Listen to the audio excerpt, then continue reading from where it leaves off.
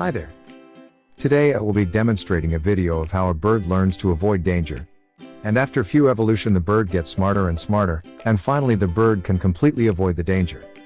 Here I am using genetic algorithm, which is a part of deep learning concept, to generate new evolution birds which will be eventually become smart.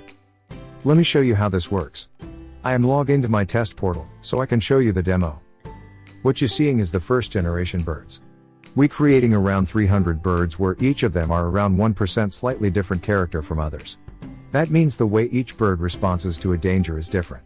Birds will move up or right randomly whenever they sense any nearby movement. The idea here is, the more the bird can survive the more it's smarter than others. That means these smart birds understand the current situations so it can predict what to do to get away from this danger.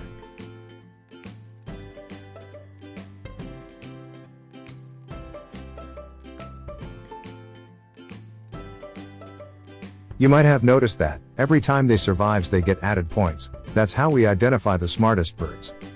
When all the first generation birds are gone, we identify the top 2 smart birds, we cross over and mutate 300 more birds which are eventually becomes the second generation birds.